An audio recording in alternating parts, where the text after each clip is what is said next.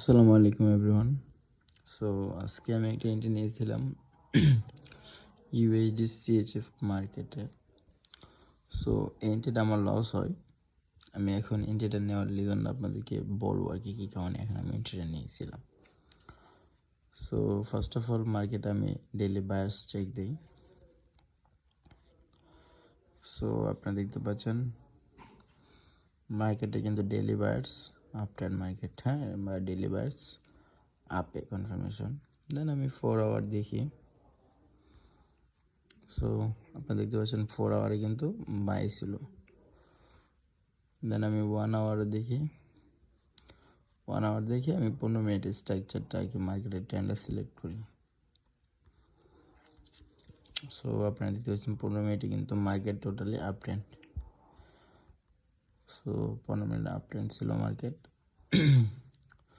So আমি এখানে try করি, ড্র করি কোনগুলো নেওয়ার বাকি ছিল, মার্কেট কোন জায়গা থেকে আবার বাই মুভ করতে পারে বা আপ ট্রেন্ডটা কন্টিনিউ করতে পারে। সো আমি এখানে দেখতে পাই মার্কেট এখানে একটা এফপিজি প্লাস মেডিকেশন ব্লক রেখে দেয়। দেন আমি এখান থেকে এন্ট্রি প্ল্যান করছিলাম। সো এই ক্যান্ডেলটা আমি এখানে এন্ট্রি প্ল্যানটা করছিলাম, বাট আমার এন্ট্রিটা পড়ছিল এক্স্যাক্টলি এই জায়গা দিয়ে, ঠিক আছে।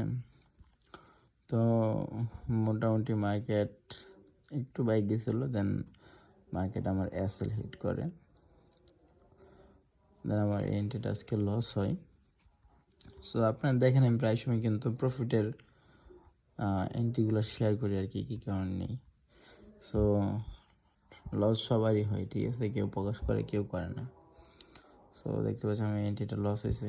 সবাই আমার জন্য দোয়া করবেন, সবাই ভালো থাকবেন, আর সবাই মানি এবং রিস্ক ম্যানেজমেন্ট প্লাস সাইকোলজির দিকে ফোকাস দিবেন, তাহলে প্রফিটেবল বা প্রফিট করা সম্ভব ফরেক্স মার্কেটে। সবাই ভালো থাকবেন, সুস্থ থাকবেন, আল্লাহ হাফিজ।